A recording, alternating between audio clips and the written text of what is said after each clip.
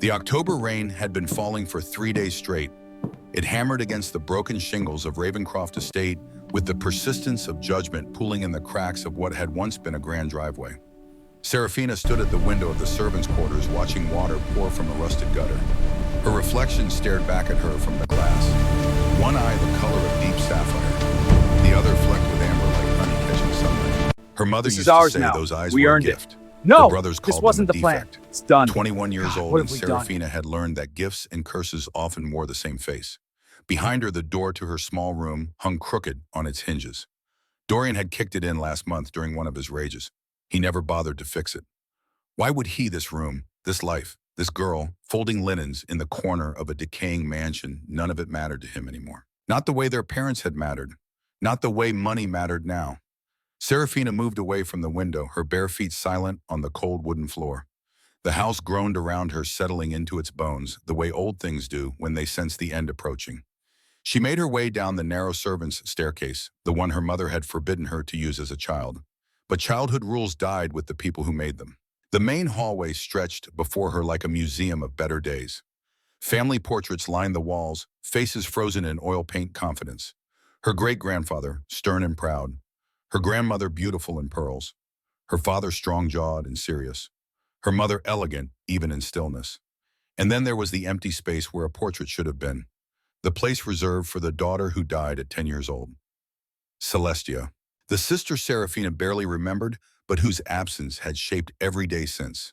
The carpet beneath her feet was threadbare now, worn down by the weight of too many years and too little care. Serafina reached the kitchen and began her morning routine. Dishes from last night's dinner still cluttered the sink. Empty whiskey bottles lined the counter. The smell of stale smoke clung to everything.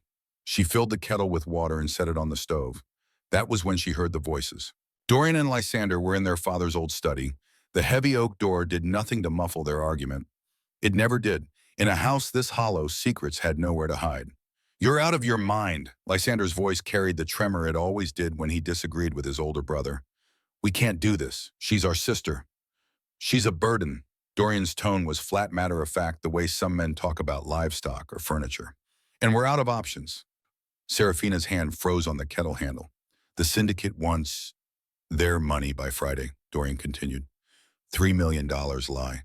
"Do you have $3 million hidden somewhere I don't know about?" Silence. "I didn't think so." Serafina moved closer to the study door. Her heart began to beat faster, though she told herself there was no reason for fear. Not yet. Fear required knowing what was coming, and she had learned long ago not to anticipate the specific shape of her brother's cruelty. "There has to be another way," Lysander said. His voice had taken on that pleading quality, the sound of a man who knew he would lose but felt obligated to try anyway. "We could sell the estate. We could—" "The estate is mortgaged to hell and back. You know that. I know that. The bank knows that." Dorian's chair scraped against the floor. Footsteps crossed the room. "We have one asset left that anyone wants." "She's not an asset. She's a person." The question hung in the air, rhetorical and cruel. "Because from where I'm standing, she's been eating our food, using our electricity, taking up space in our house for 3 years, without contributing a damn thing. She runs this entire house. She cooks, she cleans. She does what she's told." Dorian's voice dropped to something quieter, more dangerous. "And now I'm telling her to do something that will actually matter. Something that will save our lives." Serafina pressed her palm against the wall, steadying herself. "Thaddeus Ironwood is the richest alpha in the Northern Territories," Dorian said. "He controls more land than any pack in history, and he needs something we have. We don't have anything he needs. We have her." The words landed like stones in stale water, sending ripples through everything Serafina thought she understood about her place in the world. "I've been doing research," Dorian continued. "Ironwood is 32 years old. No mate, no heir. The council has been putting pressure on him for years. They want bloodline security. They want the alpha lineage guaranteed. But he's been refusing every match they propose. So he's desperate, and desperate men pay premium prices." Papers rustled. "I made contact through a broker. Ironwood wants a mate from a pure alpha bloodline. Someone young, someone healthy, someone who won't come with political complications or demanding in-laws." "You can't be serious." "I'm dead serious. $3 million for the Northern Pass land deed in Serafina. The deal is already in motion. He agreed to meet us Friday night. Serafina's breath caught in her chest. You're selling our sister. Lysander's voice had gone hollow. You're actually selling her like cattle. I'm saving our lives. If we don't pay the syndicate by Friday, they won't just kill us, Ly. They'll make it slow. They'll make it public. They'll send a message to every other debtor who thinks they can skip out on what they owe. Dorian's footsteps moved toward the window. Serafina gets a life of luxury with the most powerful alpha in the region. We get to keep breathing. It's a fair trade. It's not fair. It's not right. Right doesn't matter when you're dead. Serafina backed away from the door. Her hand found the wall again, fingers tracing the faded wallpaper her mother had picked out 17 years ago. Roses. Her mother had loved roses. She turned and walked back to the kitchen on legs that felt disconnected from her body. The kettle was screaming now, steam pouring from its spout. She removed it from the heat and poured the water over tea leaves she had gathered from the garden. The garden her mother had planted. The garden no one tended anymore except Serafina herself. She sat at the small kitchen table and wrapped her hands around the warm cup. Through the window she could see the overgrown hedges, the cracked fountain, the stone bench where her father used to read the newspaper on Sunday mornings. 3 years ago, that bench had been where she was sitting when the police came to tell her that her parents' car had gone off the mountain road in the rain. Brake failure, they said. Tragic accident, they said. Her mother's last words had been a whisper in the hospital, barely audible over the machines. Bloodline prophecy. Protect your eyes. Serafina had thought she was delirious from pain. Now she wondered if her mother had been trying to warn her. The study door opened. Footsteps in the hallway. Lysander appeared in the kitchen doorway, his face pale, his hands shaking slightly. He was 26 but looked older in the morning light. Gambling and guilt had aged him. Sarah, he said quietly, I need to talk to you. She looked up at him, waited. I'm sorry. The words came out broken. I tried to stop him. I swear I tried. But Dorian, he's made up his mind, and when he decides something, there's no changing that. I heard, Serafina said. Lysander's face crumbled. You heard. The walls are thin. They've always been thin. He crossed the kitchen and sank into the chair across from her. For a long moment, he just sat there staring at his hands. Then he reached into his pocket and pulled out a folded piece of paper. He slid it across the table. This is a map, he said. Routes out of the territory. Safe houses where you can stop. If you leave tonight, you could become a rogue. Serafina picked up the paper but didn't unfold it. Unmated females without pack protection don't last long out there. You know that. It's better than being sold.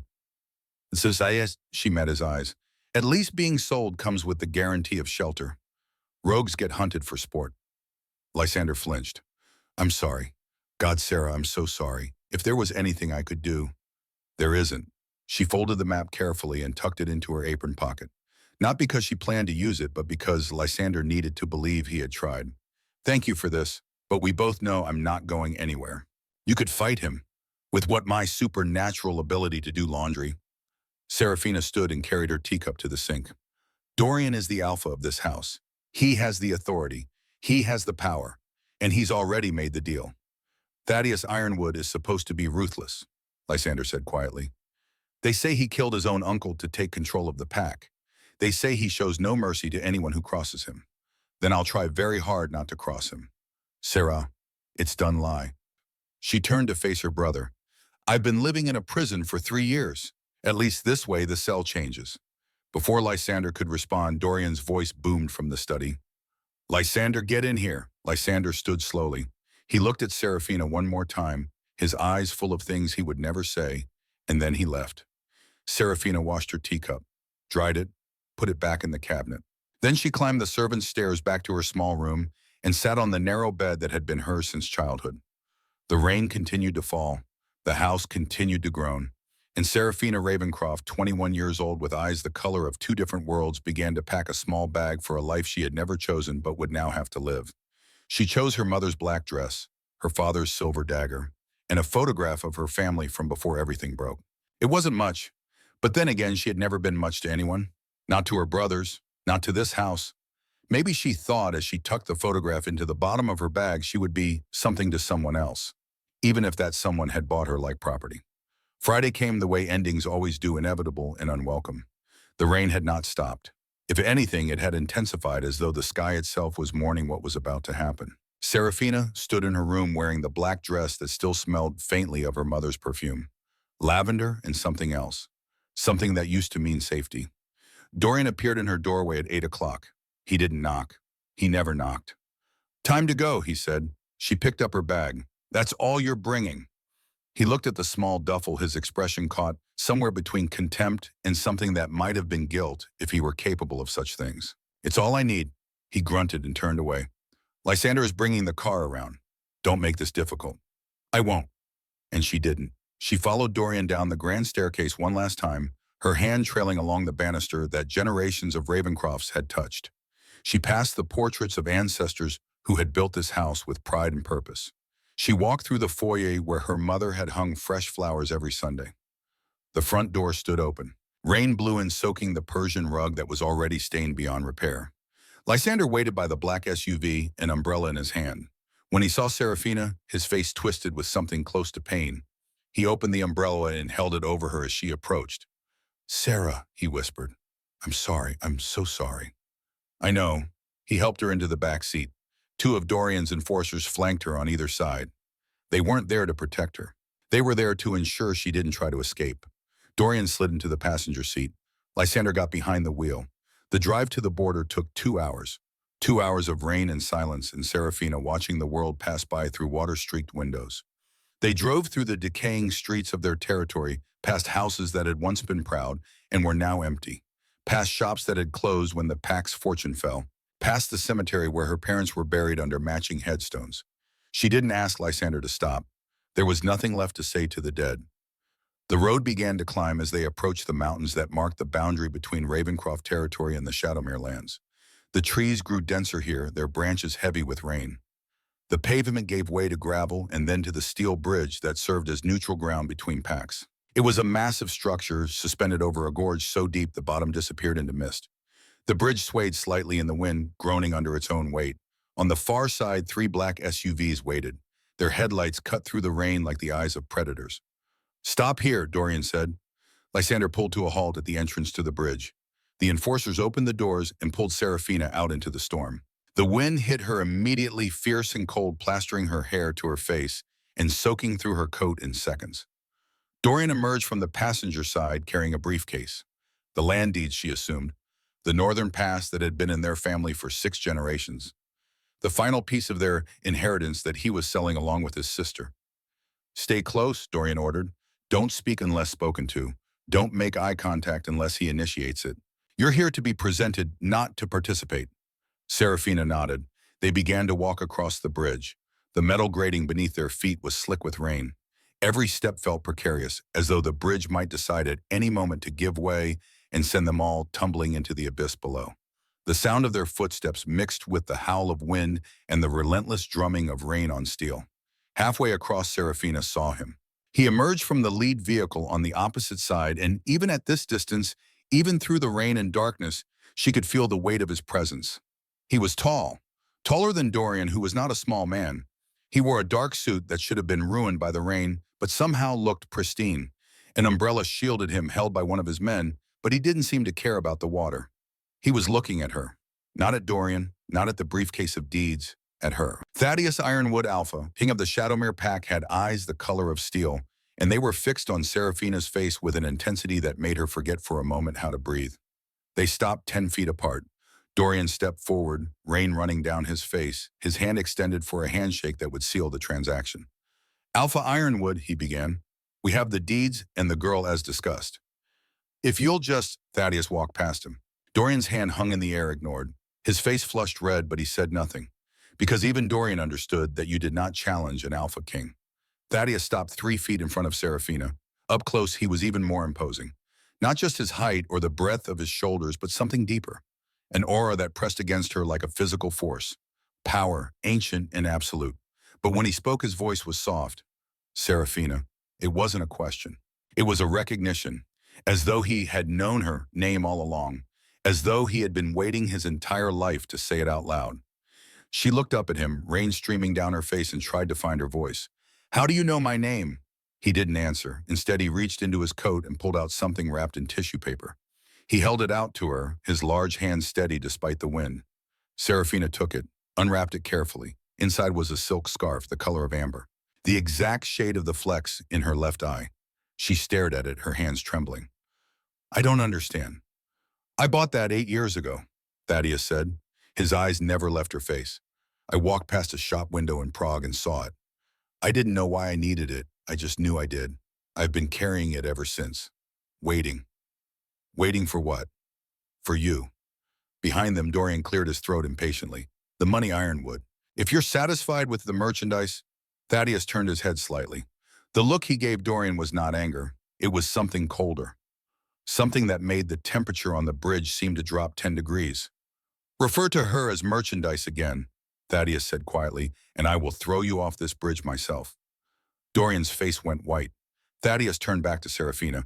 He held out his hand, palm up, an offering, not a command. Come with me, he said. Serafina looked at his hand, then at her brother's. Lysander stood with his head bowed, shoulders shaking in what might have been silent sobs. Dorian's jaw was clenched so tight she could see the muscles working beneath his skin. She thought about the house she was leaving, the room she had lived in since childhood, the garden her mother had planted, the graves in the cemetery. She thought about the girl she had been before her parents died, and the woman she had become in the aftermath. Then she placed her cold, wet hand in Thaddeus's warm one. The moment skin touched skin, something happened. A spark, electric and undeniable. It shot up her arm through her chest and settled somewhere deep in the center of her being. Her wolf, dormant and silent for 3 years, suddenly lifted its head and whispered a word Serafina had never expected to hear, mate. Thaddeus's grip tightened, his eyes widened slightly, and she knew he felt it too. The connection, the recognition, the impossible truth that she was not just a purchased bride, but something far more significant. He pulled her gently to his side, tucking her under his arm. The umbrella shifted to cover them both. He smelled like cedar and rain and something else, something wild and ancient that made her wolf stir again. Beta, Thaddeus said, his voice carrying despite the storm. A man with a scar cutting through his left eyebrow stepped forward. He carried a metal briefcase. Yes, Alpha. Transfer the funds to these gentlemen. Thaddeus said the word with such disdain that it lost all meaning. And take the deeds. The beta moved toward Dorian, who was already reaching for the case with greedy hands. A pleasure doing business with you, Ironwood, Dorian said, his relief palpable. She's young, healthy, good bloodline. She'll give you strong heirs, just as promised. If you say one more word, Thaddeus interrupted, his eyes flashing with something dangerous, I will reconsider my commitment to civilized behavior. Dorian's mouth snapped shut. Thaddeus removed his suit jacket. He was left in just a vest and white dress shirt, rain immediately soaking through to his skin. He draped the jacket over Serafina's shoulders. It was heavy and warm and carried his scent. Get in the car, he murmured, his hand on her lower back. Why, she asked, her voice barely audible over the storm. Why did you buy me? Thaddeus paused. He leaned down so his lips were close to her ear. His words meant only for her. I didn't buy you, he whispered. I retrieved you. I have been dreaming of a woman with one sapphire eye and one amber eye every night for 10 years. I didn't know you were real until today. Serafina's breath caught.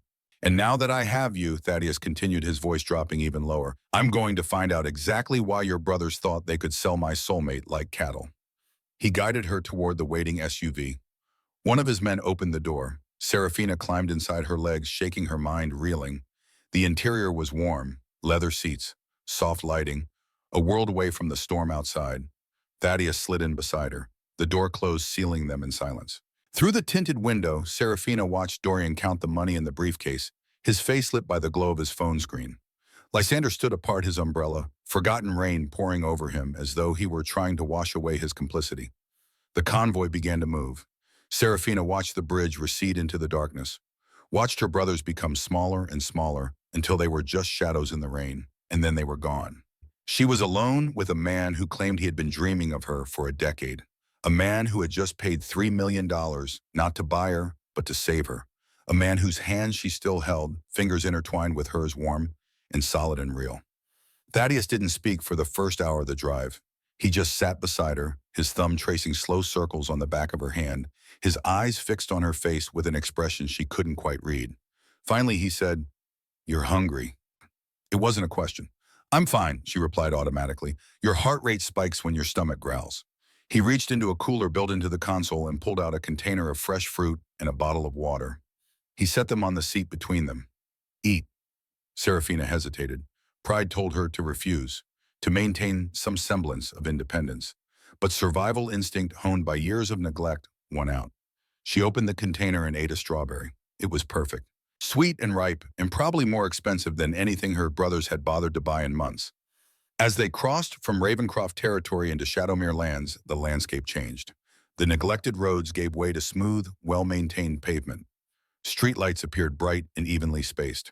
Patrol towers stood at regular intervals, manned by alert guards who saluted as the Alpha's convoy passed. This wasn't just a pack territory, this was a kingdom. The road began to climb again, winding up a mountain. Through the rain-streaked window, Seraphina caught glimpses of the valley below. Lights from a city spread out like stars, thousands of them. "How many pack members do you have?" she asked. 463, Thaddeus replied. "As of this morning." 463. Her father's pack at its peak had been barely 100. They rounded a final curve and the citadel came into view. Seraphina's breath caught for the second time that night. It was magnificent. A structure of glass and steel and dark stone that seemed to grow out of the mountain itself. Modern architecture blended with something older, something that spoke to ancient pack traditions. Lights blazed from every window. Guards stood at attention along the perimeter, and on the front steps dozens of people waited. The SUV rolled to a stop at the base of a grand staircase. The door opened and Thaddeus stepped out first, then offered his hand to help Seraphina down. The rain had finally stopped. The air smelled clean and cold. 463 wolves stood before her, maids in crisp uniforms, guards in tactical gear, administrative staff with tablets and professional expressions. They all bowed their heads as Thaddeus approached, baring their necks in submission. But when their eyes darted to Seraphina, she saw the questions, the confusion, the judgment. Who is this stray? Why is she wearing the Alpha's jacket? Is she the breeder he bought? Seraphina felt herself shrinking under their scrutiny. Thaddeus seemed to sense her discomfort. He moved closer, his shoulder brushing hers, a silent wall of muscle blocking the stairs. His hand found the small of her back again. Warm, firm, possessive. "Clear the entrance," he commanded. The staff scattered immediately, disappearing into various doorways and hallways. Within seconds, the grand foyer was empty except for Thaddeus and Seraphina. He led her inside. The foyer was massive, marble floors polished to a mirror shine. A double staircase that curved up to the second floor. Artwork that probably cost more than Ravencroft estate ever had. But Thaddeus didn't stop to let her admire it. He guided her to an elevator, hidden behind a panel in the wall. They rode up in silence, the soft hum of machinery, the only sound. When the doors opened, they were on the top floor, the Alpha's floor. He led her down a hallway lined with more artwork past several closed doors until they reached a set of double doors at the end. He pushed them open. Seraphina stepped inside and stopped breathing. It was a bedroom suite larger than the entire ground floor of her childhood home. Floor-to-ceiling windows offered a panoramic view of the city below, lights twinkling like captured stars. A fire crackled in a stone hearth. The furniture was elegant but comfortable, nothing ostentatious or cold. But it wasn't the luxury that made her heart stop. It was the details. On the bedside table sat a vase of blue hydrangeas, her mother's favorite flower. A flower she hadn't seen in a house since the funeral. On the reading chair lay a vintage copy of Wuthering Heights, the specific edition with the embroidered fabric cover that Seraphina had lost years ago. And on the bed lay a silk nightgown in emerald green, the exact shade she had always imagined herself wearing because she thought it would complement her eyes. She spun around to face Thaddeus, her heart hammering. "What is this?" Her voice came out barely above a whisper. This is impossible. How do you know these things?" Thaddeus closed the door behind them. The sound of the lock clicking seemed to echo through the room. "I told you," he said quietly. "I have dreamed of you. Dreams don't work like this." She gestured at the room. "Dreams don't know what edition of Wuthering Heights I lost when I was 15. Dreams don't know my mother's favorite flowers." Thaddeus walked toward her slowly. "When the dreams started 10 years ago, they were just images, flashes of a woman with mismatched eyes. But over time, they became more detailed. I saw you in rooms. I heard you speak. I watched you grieve." He stopped a few feet away. "I started painting what I saw, writing down fragments of conversations, details that seemed important. The oracle I consulted said the soul bond was trying to prepare me, to help me recognize you when the time came." "This is insane," Seraphina whispered. "Is it more insane than your brother selling you to a stranger? More insane than feeling that spark when we touched?" His voice was gentle. "I know this is overwhelming. I know you have no reason to trust me, But I swear on everything I am Miss Serafina, I will never hurt you.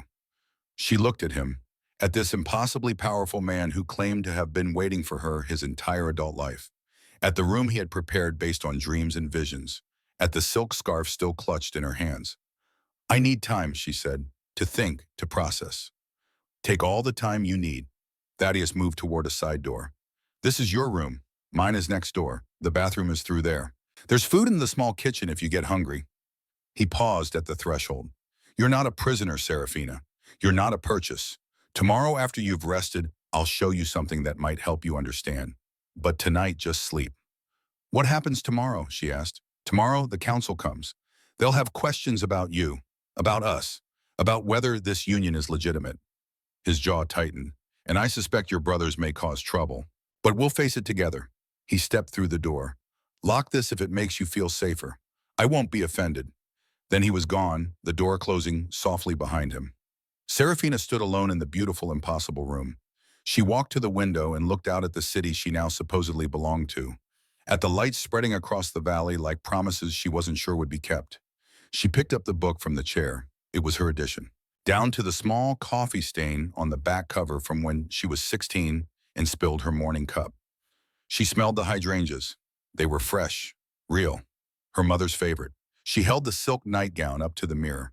It was perfect for her coloring, exactly what she would have chosen for herself. Serafina Ravencroft sold for $3 million, standing in a room designed by a man who dreamed of her for 10 years, realized that her life had become something she couldn't comprehend with logic alone. She changed into the nightgown, drew a bath, soaked until her skin pruned and the events of the day felt slightly less real. When she finally climbed into the bed, a bed so soft it felt like sleeping on a cloud she expected to lie awake for hours.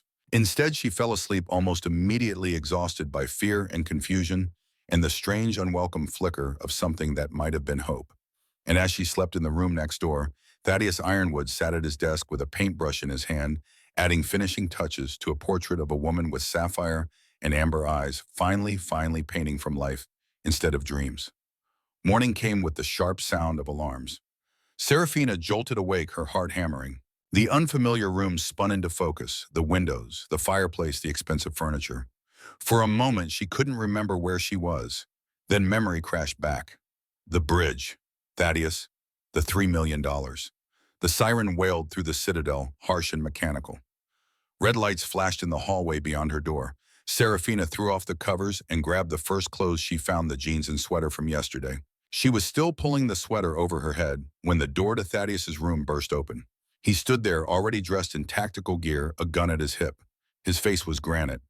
"Stay behind me," he ordered. "What's happening?" "The council. They're at the gate with enforcers."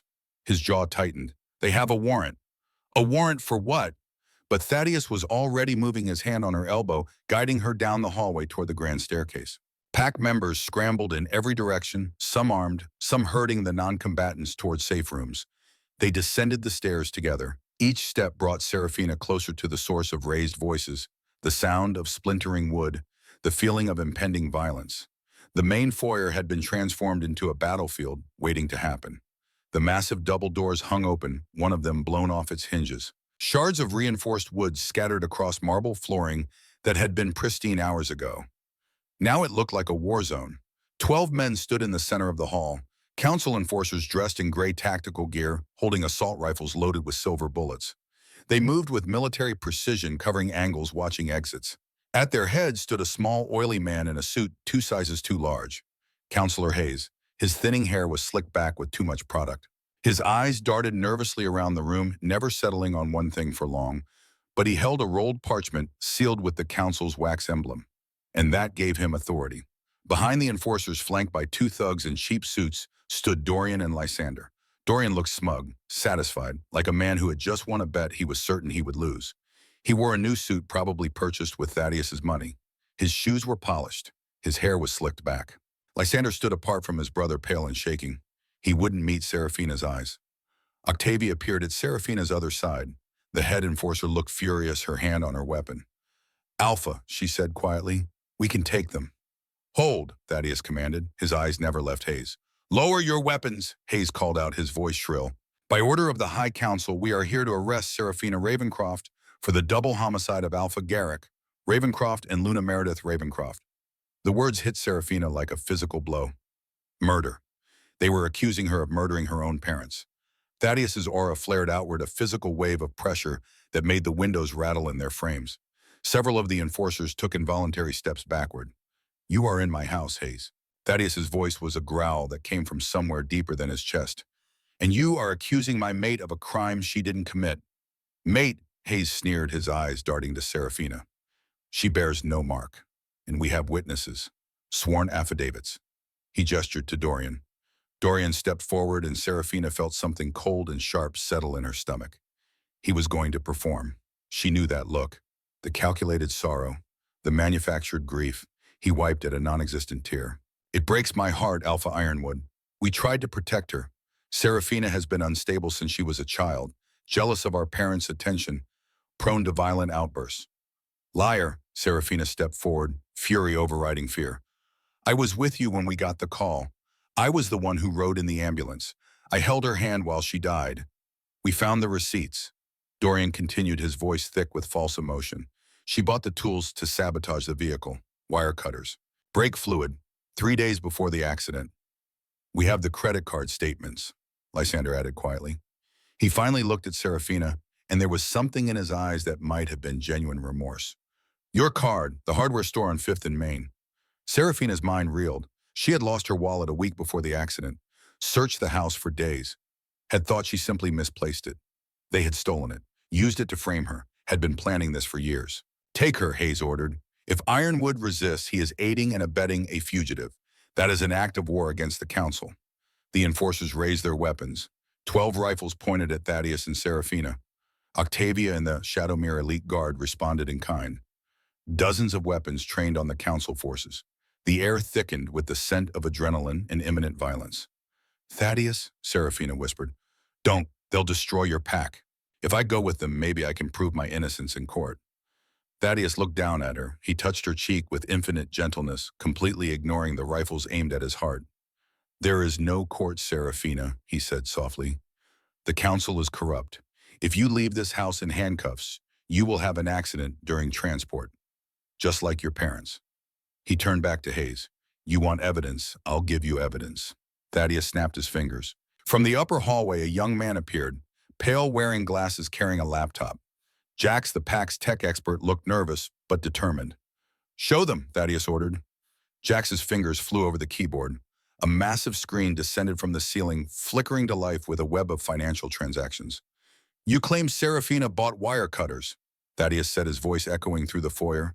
"But these are bank records showing that Dorian and Lysander Ravencroft have been receiving monthly payments from the Crimson Fang Pack for 3 years, starting 2 months before the accident." The color drained from Dorian's face. "Crimson Fang is your sworn enemy," Thaddeus continued. "So the question is, what were they paying for?" "This is fabricated," Dorian sputtered.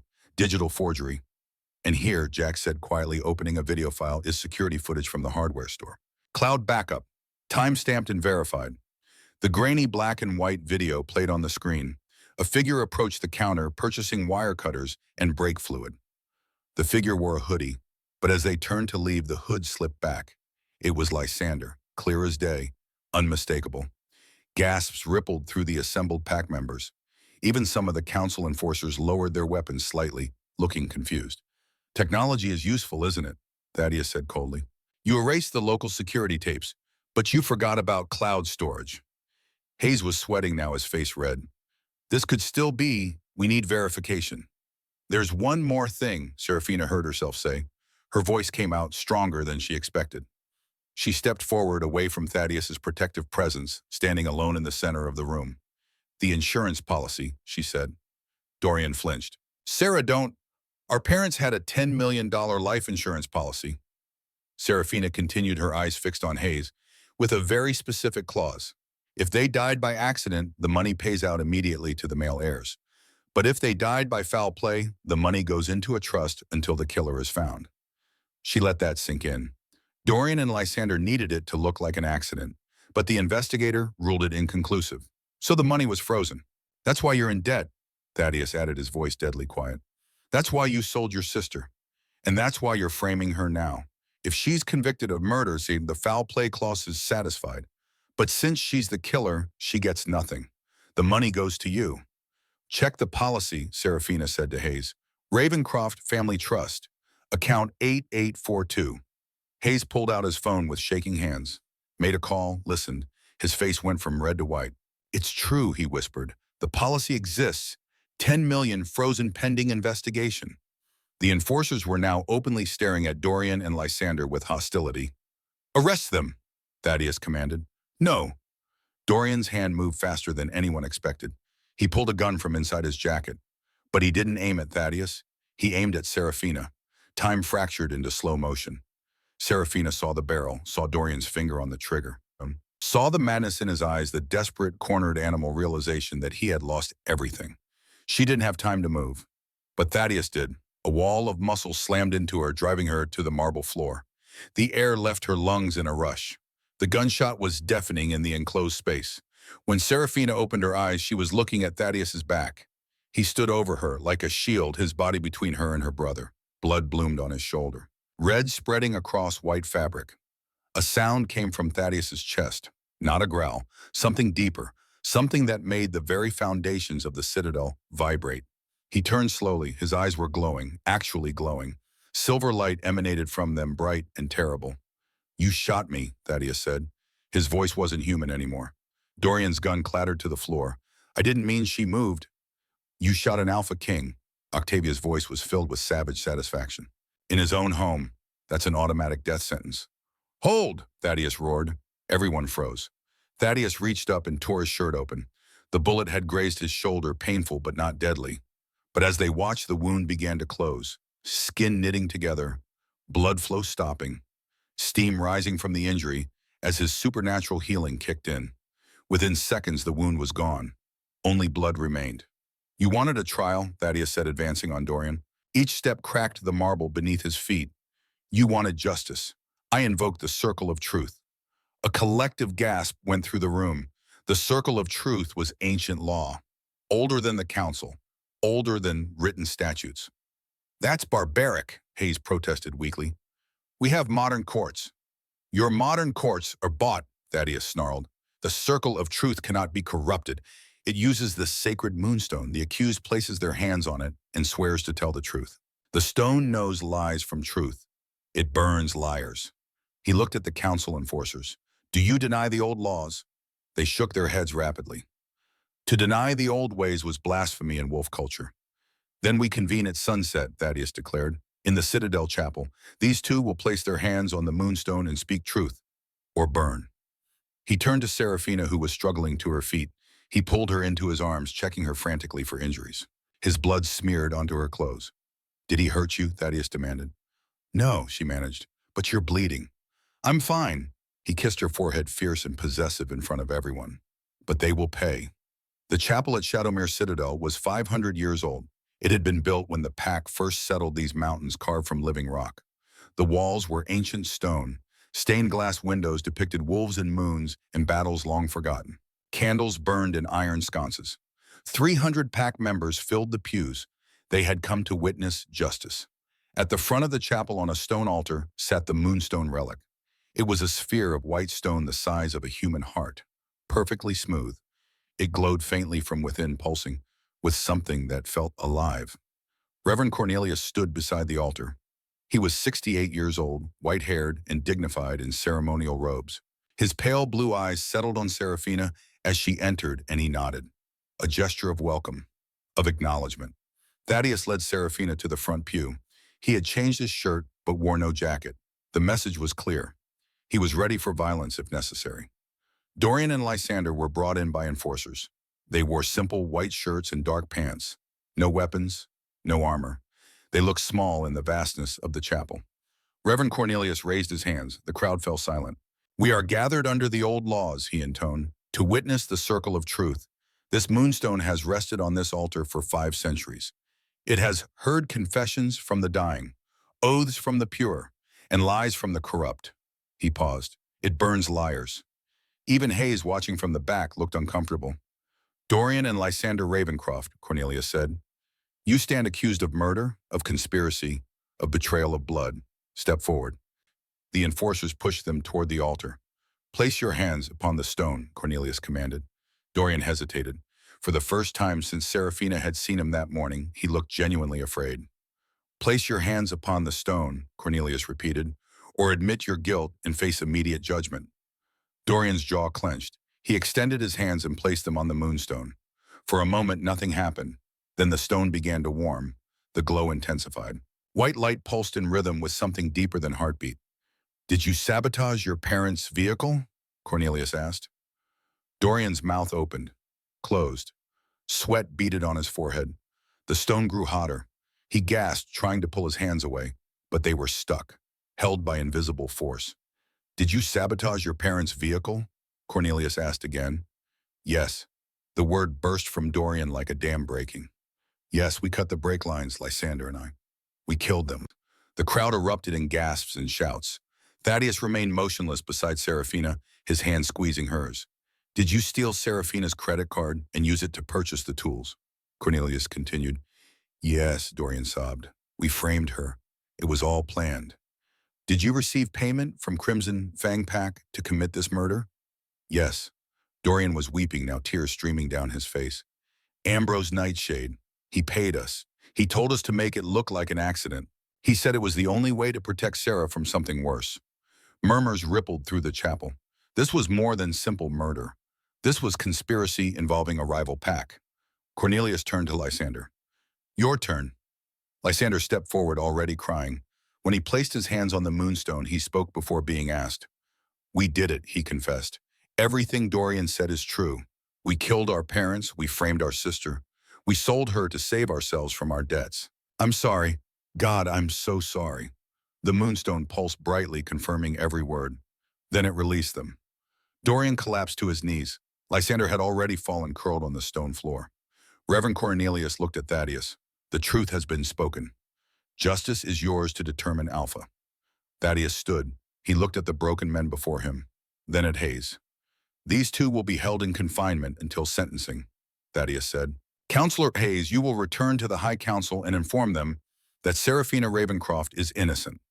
The real murderers have confessed before 300 witnesses and the sacred moonstone itself. Hayes nodded frantically.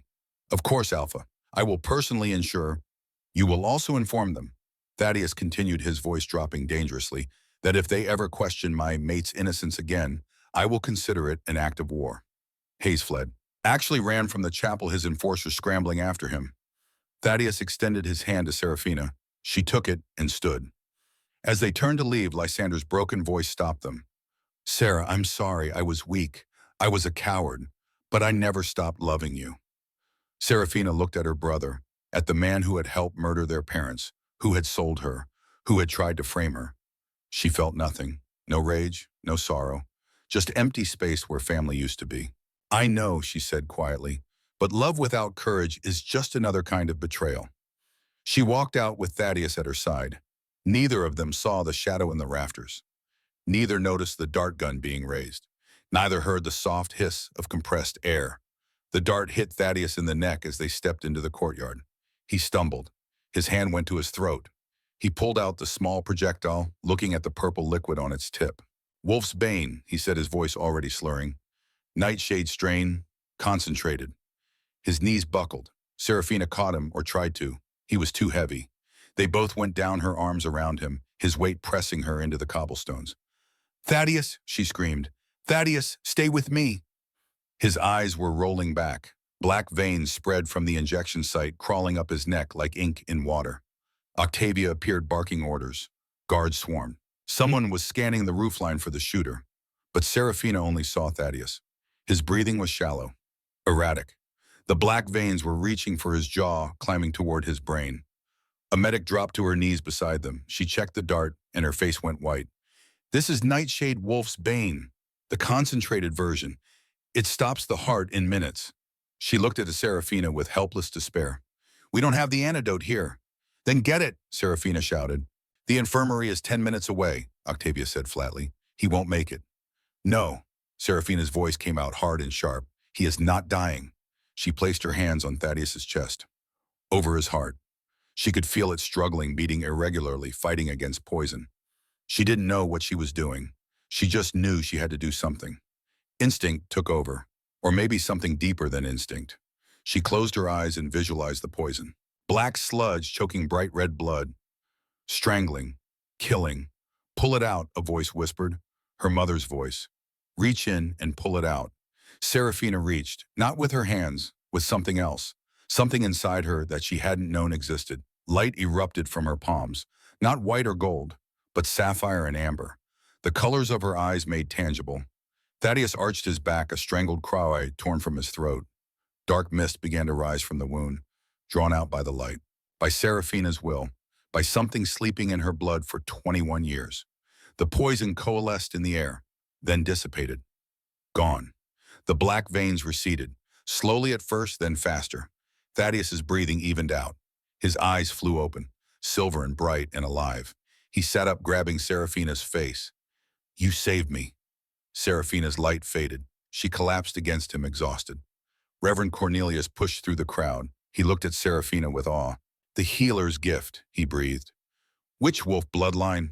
I thought it was extinct. Serafina looked at her hands.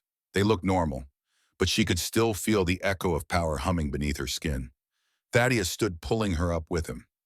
He looked at his pack, at Octavia, whose expression had shifted to something like respect. Seal the citadel, he commanded. Find who shot that dart. Bring me every prisoner, now. Because everyone understood what this meant. This wasn't random. This wasn't opportunistic. Someone powerful didn't want the truth to keep coming out, and that someone had just declared war. The interrogation room was cold by design. Concrete walls, steel table, a single light swaying overhead. Dorian sat handcuffed to a chair bolted to the floor, his expensive suit now wrinkled and sweat-stained. Thaddeus stood in the corner. Octavia paced like a caged predator. Serafina sat across from her brother, her father's silver dagger resting on the table between them. She hadn't spoken yet, just watched him with those mismatched eyes. Dorian broke first. He always did. I didn't know about the dart, he said hoarsely. Sarah, you have to believe me. The assassination attempt that wasn't part of the plan. What was the plan? Thaddeus's voice cut through the room. Dorian's eyes darted to the door as if hoping for rescue. None came. Answer him, Octavia growled. Crimson Fang, Dorian whispered. They're Alpha. Ambrose Nightshade. He approached us 2 months before Mom and Dad died. He said he would pay us to arrange an accident. Serafina leaned forward. Why, he said there were people hunting your bloodline, witch hunters. He said if Mom and Dad were gone, if you were vulnerable, you would have to go to Crimson Fang for protection, and he could keep you safe. Oh, so he had our parents murdered, Serafina said flatly, to protect me. He made it sound noble. Dorian's voice cracked. He said it was mercy, that they would be tortured for information about you anyway. That this way was faster. He looked at her with desperate eyes.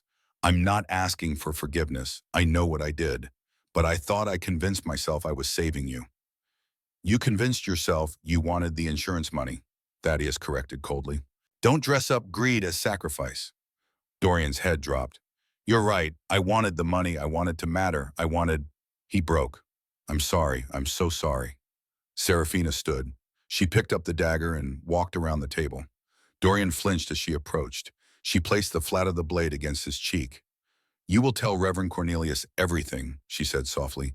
Every detail, every conversation, every payment. And then you will spend the rest of your life trying to become someone worthy of the name you destroyed. She withdrew the blade. Because I'm not going to kill you, Dorian. You're going to live with what you've done, and you're going to help me find Ambrose Nightshade. 3 days later, a raven arrived at dawn. It carried a scroll tied with black ribbon. The message was written in elegant script on parchment that smelled of smoke and earth. To Alpha Thaddeus Ironwood and the healer Serafina, I am told you seek me. I will come to you unarmed and alone to speak truth. Not because I fear your power, but because I owe a debt to one who is no longer here to collect it.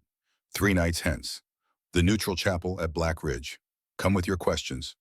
I will come with my answers. Ambrose Nightshade.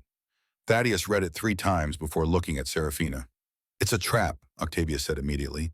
He'll have assassins waiting. Maybe, Thaddeus agreed. But if there's even a chance he's telling the truth, we need to hear it. Serafina stood at the window looking at the mountains. I want to know why he thought killing my parents would save me. Blackridge Chapel was abandoned and crumbling. It sat on neutral ground between territories. Stone walls covered in vines. Broken windows. The roof collapsed in places. But it was sacred ground. Even enemies respected abandoned chapels. They arrived at sunset. Thaddeus, Seraphina, Reverend Cornelius carrying the moonstone in a velvet case, Octavia, with a security detail in the trees, and 100 Shadowmere pack members as witnesses. Ambrose Nightshade was already there, kneeling before the broken altar. He was 55 years old, silver threading his dark hair, eyes like storm clouds. He wore simple clothes, no weapons visible. He looked like someone's grandfather, not a man responsible for murder. As they entered, he stood. His eyes found Seraphina's, and he placed a photograph on the altar. Seraphina approached, looked at it, a young woman, maybe 20, with dark hair and a bright smile. She wore a summer dress, laughing in a field of wildflowers. She looked like Seraphina. Same features, same face shape, but both her eyes were sapphire blue. Her name was Celestia, Ambrose said softly. She was your sister. Seraphina's world tilted. I had a sister. She died when I was 6. She was 10 years old when witch hunters murdered her. Ambrose's voice cracked. They broke into your house. Your parents fought them off, but not before Celestia was killed. He looked at Seraphina with ancient grief. I was supposed to marry her. Our families arranged it when we were children. A union between Shadowmere and Crimson Fang packs that have been enemies for 350 years. The marriage would have brought peace. But she died, Seraphina whispered. She died and I lost my mind. Ambrose's hands trembled. For 15 years I searched for a way to bring her back. Every oracle, every witch, every dark practitioner, they all said the same thing. Witch wolf blood can heal the living. It cannot resurrect the dead. He turned to her fully. Until 5 years ago when I heard rumors of a younger daughter, one who inherited the gift where Celestia had not, one who bore the mark. My eyes, Seraphina said, your eyes, heterochromia, the sign of a healer. He began to pace. I had you investigated. I discovered you were living with 2 brothers who would sell their souls for gambling money. I knew they would destroy you, or sell you to someone who would use your power for evil. So you had my parents killed, Seraphina said, her voice hollow. I convinced myself it was mercy, that they would want you safe at any cost. Shame crossed his face. But the truth is I was selfish. I wanted you close. I wanted to see Celestia's face when I looked at you. I wanted to pretend I was honoring my promise to protect the Ravencroft bloodline. He knelt. And then your brothers betrayed even that twisted plan. They sold you to Ironwood. I sent the assassin thinking, and if I removed Ironwood, you would have to come to me. You tried to kill Thaddeus, Seraphina said. I did. I failed. And when I saw you save him, his voice broke. I realized you are what Celestia believed you would be. The one the prophecy spoke of. He pulled a parchment from his pocket, held it out. Seraphina took it, read ancient script. When blood spills blood, and brother fights, brother when packs divide and war without end, a daughter of 2 worlds shall rise, born of wool and witch of earth and star. With eyes that see both truth and sorrow, she shall heal the wound that cannot close. Only through her mercy shall the curse be broken. Only through her forgiveness shall peace return. But the choice must be hers, made freely, given fully, or the land shall burn for another age. Seraphina read it 3 times, looked at Ambrose, at this man who had destroyed her family trying to save her. The prophecy says you have a choice, she said quietly. You do. Ambrose met her eyes. Vengeance or forgiveness, war or peace. 350 years of bloodshed ends only if you choose to end it. You're asking me to forgive you for murdering my parents. I'm asking you to save both our packs from repeating the cycle that has destroyed thousands of lives. His voice was raw. But I won't beg. The choice is yours. Seraphina looked at Thaddeus. He said nothing, but his eyes told her he would support whatever she decided. She walked to a broken pew. Saturday, closed her eyes, and thought about her mother's last words. Bloodline prophecy. Protect your eyes. She thought about Celestia killed trying to bridge the gap between enemy packs. She thought about the paintings showing her with a sword standing before a burning city. She could choose that future. Fire and blood and righteous anger. Or something harder. Seraphina opened her eyes. I need 1 week. For 7 days, Seraphina prayed and studied in the chapel archives. She read about the original conflict. A woman named Isadora, 350 years ago, whom both Alphas loved, who chose neither, whose rejection cursed both packs to eternal war. Another woman with a choice, Reverend Cornelius observed. Another chance to end suffering. You think I should forgive him, Seraphina said. I think forgiveness frees you from bitterness. It chooses the future instead of being held hostage by the past. On the fifth day, she visited Dorian in his cell. He looked smaller, thinner, his hair limp, his expensive clothes replaced with prison garb. "I've been thinking about what you said," Serafina began, "about wanting to matter. I understand that." Dorian looked shocked.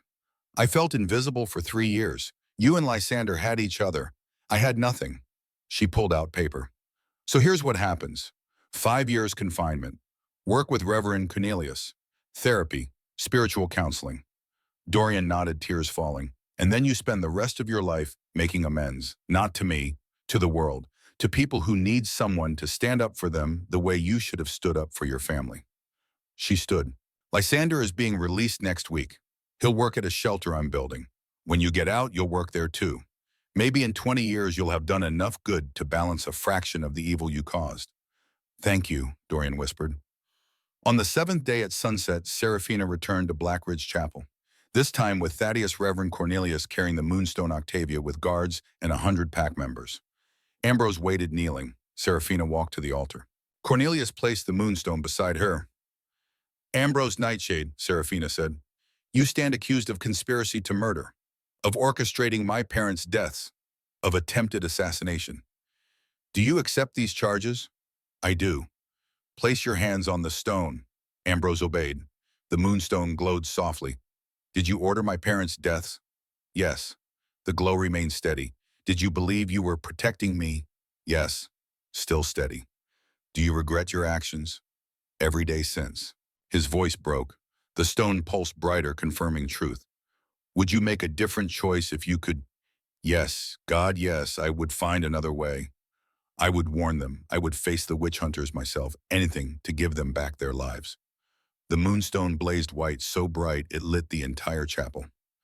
Then faded. Ambrose fell to his knees. "I'm sorry. I took everything from you, and I can never give it back." Serafina stood silent. The pack held its breath. Then she extended her hand. "I can't forgive what you did," she said quietly. "That wound won't fully heal. But I can choose not to let it poison everything else." Ambrose looked up confused. "The prophecy says only mercy breaks the curse. So I choose mercy. Not because you deserve it, but because Celestia would have wanted it. Because 350 years is enough." She helped him stand. "Crimson Fang merges with Shadowmere. You serve as advisor, not Alpha. You help me build the shelter. You dedicate your life to preventing the violence that killed my parents." She paused. "And you tell me everything about my sister. Every story, every moment. You help me know the family I lost." Ambrose couldn't speak, just nodded through tears. Cornelius stepped forward. "The merger requires a binding oath." He gestured to Thaddeus. "Alpha Thaddeus Ironwood of Shadowmere. Do you accept this union?" "I do." Thaddeus placed his hand on the Moonstone. "Alpha Ambrose Nightshade of Crimson Fang. Do you cede your pack in the name of peace?" "I do." Ambrose placed his hand beside Thaddeus's. "Then by the old laws I declare you united. You are no longer Shadowmere and Crimson Fang. You are Shadow Fang. One pack, one purpose, one future." The Moonstone exploded with light, sapphire and amber, the colors of Serafina's eyes. The light filled the chapel, spilled through broken windows, spread across the valley. Everyone felt it. Warmth in the chest, the sensation of something ancient lifting away. The curse was broken. 350 years of hatred dissolved by one woman's choice. When the light faded, Cornelius smiled. "It is done." 3 months later, Serafina married Thaddeus in the restored chapel. 463 pack members attended, former enemies sitting together as family. Lysander walked her down the aisle, sober and working at the shelter built on Ravencroft estate grounds. Octavia was maid of honor, now Serafina's closest friend. Ambrose sat in the front pew as godfather. "I dreamed of you for 10 years, Thaddeus said during vows. "But the dream was nothing compared to reality. You are braver, stronger, more merciful than I deserve. I promise to stand beside you, to protect you, to love you for all my days and whatever comes after." "I was sold for $3 million, Serafina said, "but I learned my value isn't determined by others' cruelty. It's determined by my choices. I choose you. I choose this pack. I choose forgiveness over bitterness, hope over despair, love over fear. Today and always." They kissed to thunderous applause. At the reception, as dawn broke, Thaddeus pulled Serafina onto the balcony. I had a dream last night, he said. First one since I found you. What did you see? Twins, a boy with silver eyes, a girl with sapphire and amber. Our children. Serafina's hand went to her stomach. She had suspected for a week. I think your dream is coming true again, she whispered. You're pregnant. I'm pregnant. Thaddeus laughed pure joy and spun her carefully. We're having twins. 8 months later, on a cool October evening, Serafina gave birth. Twins, boy and girl, exactly as dreamed. The boy had silver eyes that glowed softly. They named him Gabriel. The girl had heterochromia, sapphire and amber. They named her Celestia. Cornelius blessed them. May you grow in wisdom. May you honor the sacrifices that gave you life. May you build a world better than the one your parents fought for. Ambrose held baby Celestia and wept. She has your sister's eyes. Then help me raise her, Serafina said. Teach her about the cost of hate and the power of forgiveness. I will, Ambrose swore. Dorian was released on Celestia's first birthday. He came to the celebration at Celestia's Haven, the shelter now serving 200 people. He brought only a letter to his niece and nephew to be read when they were old enough. I want them to know what I did, what I learned, so they never make my mistakes. That's the gift, Serafina said, teaching the next generation to be better. Lysander had married a former rogue Marie. They were expecting their first child. Octavia was second in command of Shadowfang. The council was reformed, corrupt members imprisoned. Serafina established the Healers Academy. 6 students the first year, 20 by the second. One night when the twins were 2, Thaddeus found Serafina painting. She worked on a portrait of her parents, young and in love, in the garden before tragedy. I want them to know where they came from, she explained. Not just pain, but love, hope, goodness. Gabriel and Celestia toddled in learning to walk. Dream, little Celestia said. Mama dream. What did you dream? Pretty lady, she said, tell Mama she's proud. She had sapphire eyes like me. Her name was Celestia. Tears filled Serafina's eyes. Your namesake, your aunt. Thaddeus wrapped them all in his arms. His family, his world. Outside, the moon rose over Shadowfang, over the valley where enemies became one, over the shelter that saved instead of destroyed, over the chapel where prophecy was fulfilled. The curse was broken. The cycle ended, and a new story began, one of hope, of redemption, of a daughter sold like property who became a queen through mercy. Years later, when Serafina was old and her children had children, they asked for the story. What would you tell your younger self? Her granddaughter asked. A girl with heterochromia like Serafina's. I would tell her being sold wasn't the end. It was the beginning. The worst night led to the best years. And she was never worthless, never broken, never less than whole. Even when her brothers sold her, especially then, their cruelty didn't define her. Her response to it did. What happened to the Alpha? Serafina looked across the room at Thaddeus 77, now silver-haired and still painting. He didn't buy her, she said softly. He recognized her, and together they built something that lasted. A pack, a family, which is better, deeper, more lasting. As sunset painted the sky sapphire and amber, Serafina closed her eyes and heard her mother's voice one last time. The prophecy is fulfilled. You protected your eyes by using them to see what others couldn't. That mercy is stronger than vengeance. I'm proud of you. Rest now. Serafina opened her eyes. Thaddeus watched her smiling. What are you thinking? He asked. How far we've come, from that bridge in the rain to this. Grandchildren. Peace, a future we built together. Worth $3 million. Worth everything. She took his hand. Together they watched the sunset in colors that had marked her as different and destined. The colors that saved them all.